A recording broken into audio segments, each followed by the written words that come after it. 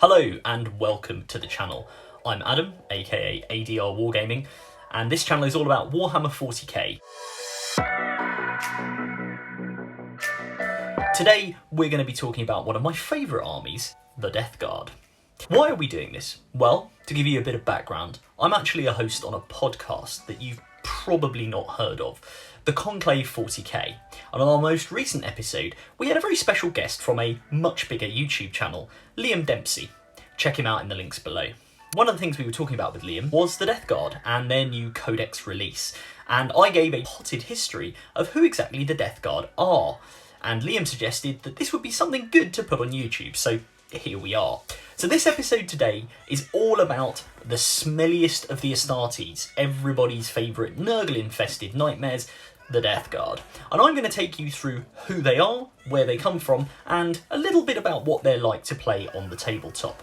Now, this isn't necessarily a rules competitively focused video, but I will touch on their new rules a little bit at the end. Spoiler warning ahead, if you've read any of the Horus Heresy books, or if you haven't read any of the Horus Heresy books, particularly the Buried Dagger, Daemonology, or any of the Siege of Terra, there are going to be some spoilers in this video. So if you haven't read those and you don't want to know those spoilers, feel free to skip this one. But otherwise, if you're just interested, or if you just don't care about reading the books, then tune in, as we're going to cover who are the Death Guard.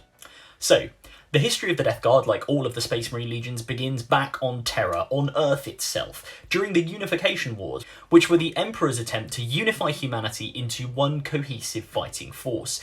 As part of this, one of the places he had to conquer on Earth was Old Albia. Now, if Albia sounds a little bit familiar, there's a reason for that. It's because, well, it's where I'm sitting. No, not my room. It's Britain, this country, at least in the future. And somewhat similarly to the Britain of today, Albia was ruled by warring clans led by an unspeakable king. Now, one thing Albia had done was stand up to the previous big power on Earth, the Pan-Pacific Empire, and its overlord Narthan Dunes. They weren't big on singular ruling tyrants, so you can imagine when the Emperor showed up with his Thunder Warriors, they weren't too pleased about it, and instead of complying, they sent forth their legions of Ironside warriors and proto-dreadnoughts to fight him. The Emperor, seeing that this was going to lead to a lot of bloodshed, went against the advice of his generals and went before the Albion clan lords and said to them, essentially, look, we can fight each other to a stalemate and eventually I'll win, but a lot of people are going to die in the process. Or you can join me and we can go off crusading among the stars, rebuilding humanity's empire, and generally destroying Xenos. The Albions, being stubborn but not stupid, decided that this actually sounded like a great idea and bent the knee. And thus, the 14th Legion, the Dusk Raiders, were born. The Space Marines of the Dusk Raiders were called that quite simply because, well, they used to attack at dusk all the time, and they were specialists in incredibly grinding campaigns. You might even say that they were extremely resilient. Not disgustingly so, but we'll get to that. Meanwhile, on Barbarous, Mortarion, the Primarch of the Death Guard, was having a whole different time.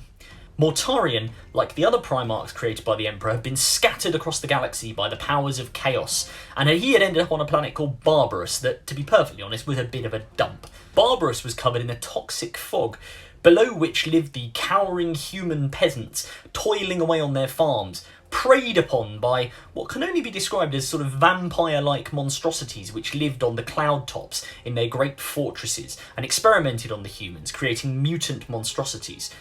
Mortarion was unfortunate enough to land in the middle of a battle between two of these vampiric warlords, and he was adopted by the victor of the battle, the strongest warlord on all of Barbarous, a creature called Nekare, or possibly Nekare. Warhammer names are hard to pronounce. I should say at this point, I'm using the word vampire a lot, and these things aren't really vampires, but they're sort of mutant creatures that prey on other humans, live on cloud tops, and sort of, I guess, look a bit like Nosferatu, so we're going to stick with that, okay? Whilst he was adopted, Mortarion led this warlord's armies in victories against many of the other creatures that ruled the Barbaran fog.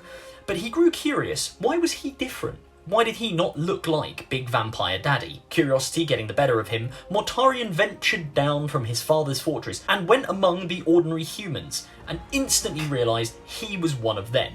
I mean, don't get me wrong, he was an 8-foot tall genetic superhuman, so he wasn't all that like them, but he was more like them than he was like Vampire Daddy.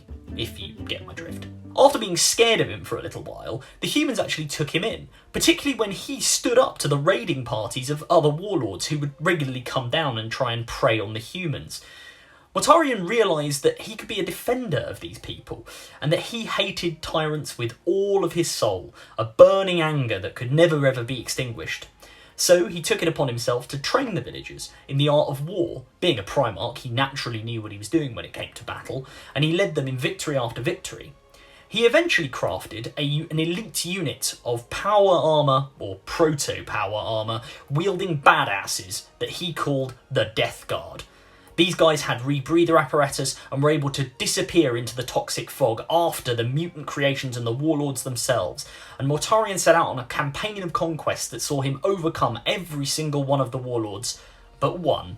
Inevitably, of course, the one that had adopted him, Nekare. Just as he was planning his final assault on Nekare's fortress, Mortarion heard of a stranger who had come among the villagers, a man who was proclaiming to be a saviour who could lift them out of their poverty and their grinding lives of servitude.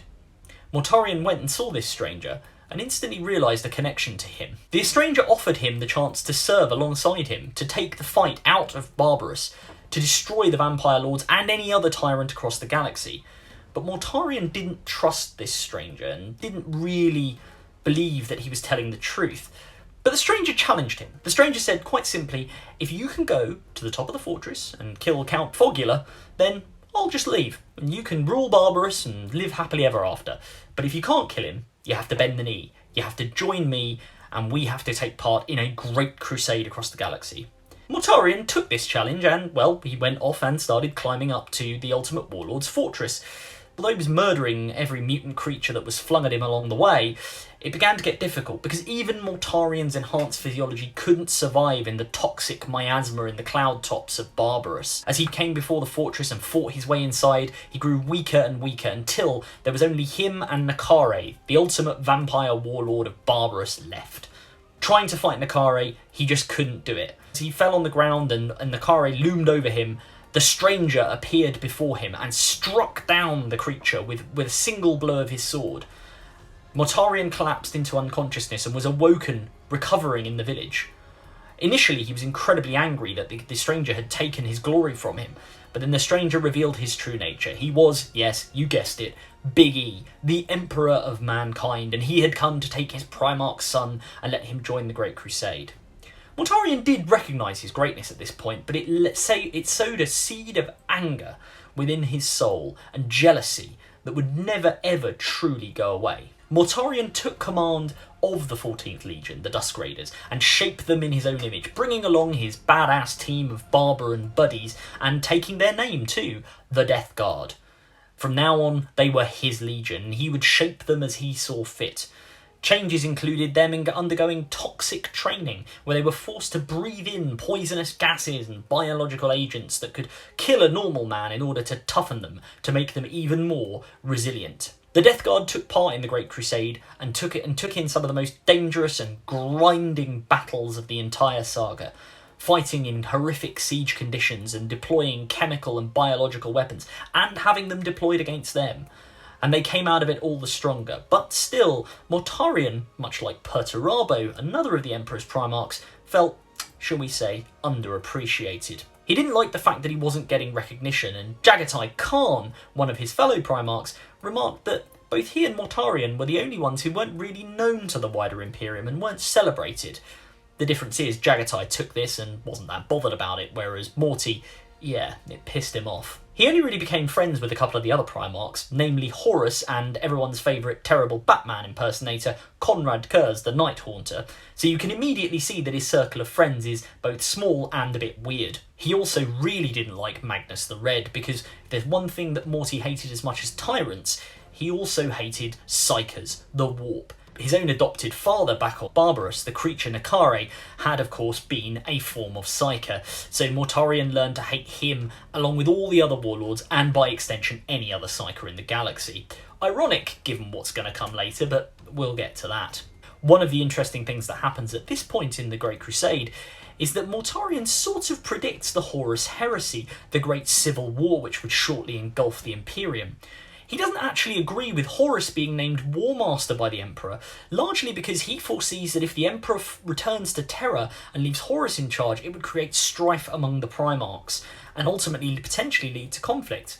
At the time, this actually seems incredibly insightful, but it's largely ignored. Eventually, we get to the Horus Heresy and the betrayal of the Imperium by Horus Lupercal, the War Master.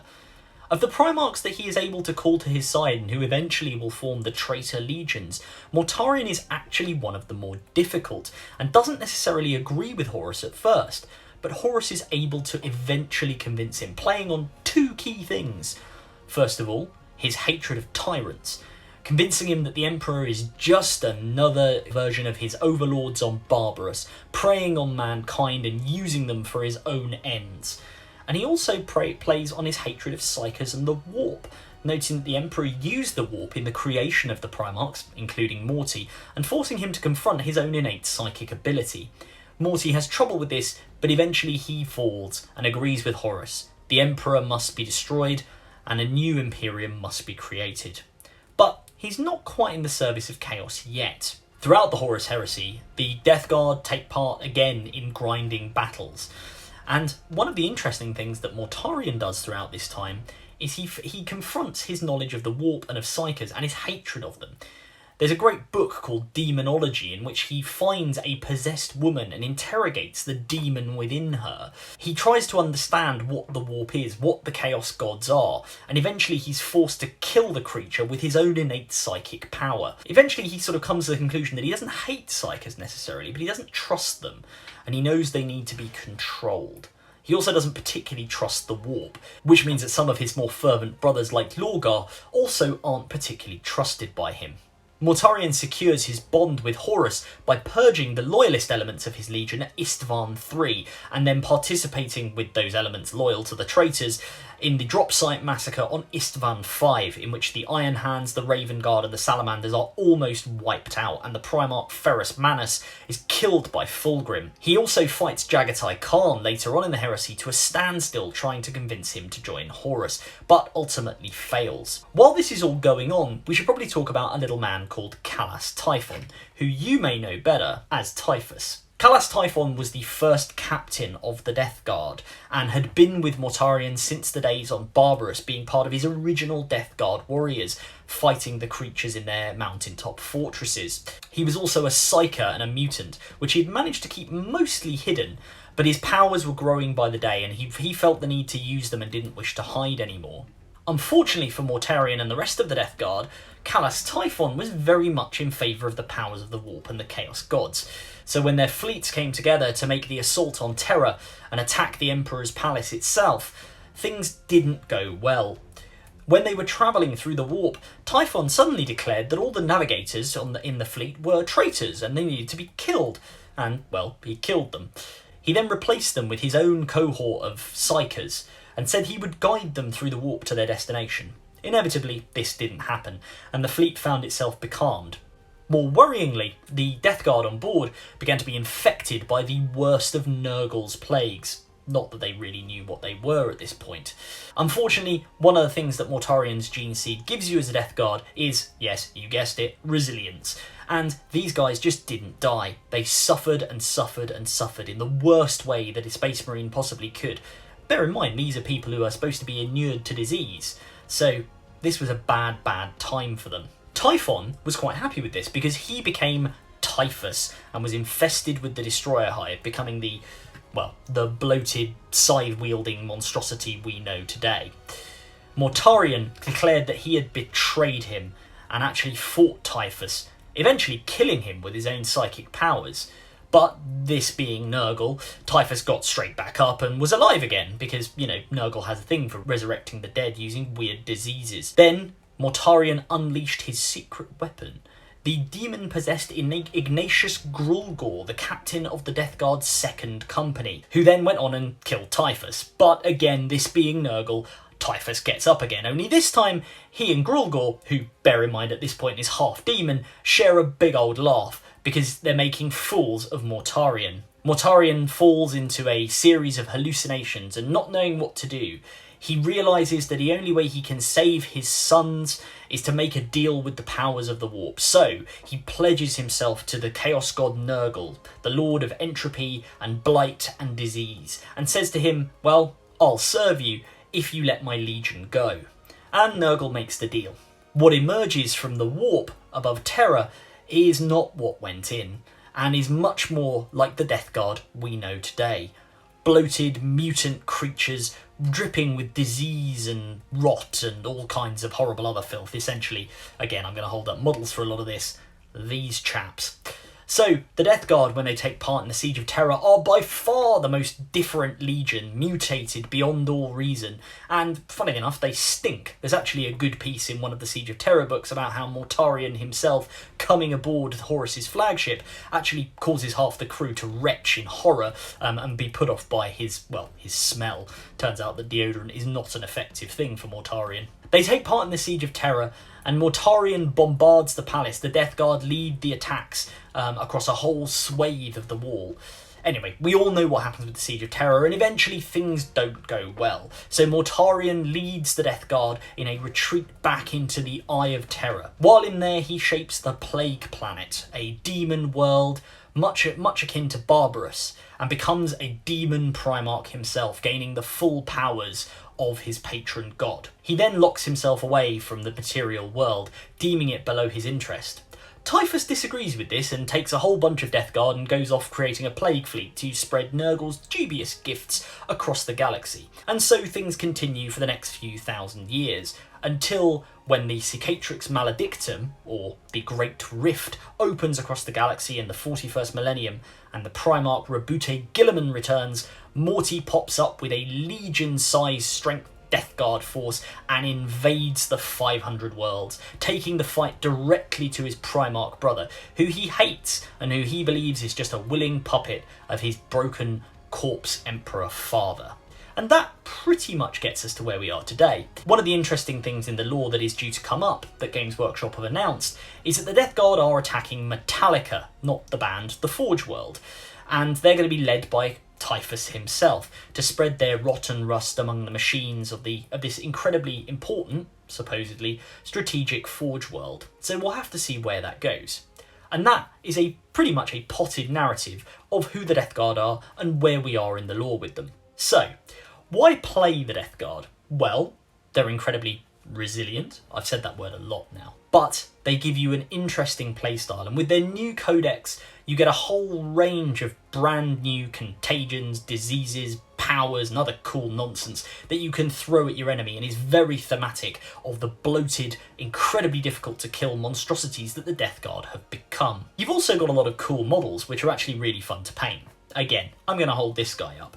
Not the best paint job in the world, but you can really go wild with these and do a lot of dry brushing, a lot of different techniques, and whether you're a beginner or an established player, you can have some real fun with the Death Guard and their different schemes. Of course, you've also got Mortarion himself, who you can have as a model, and who, well, I won't go into the new rules. I said this is not going to be a rules-based video, but he's really good. And if you want to use him on the tabletop, get him. He's brilliant. So that sums up the Death Guard, very briefly and very high level. If you've enjoyed this video, please like and subscribe and click below and click the bell and do all the other things.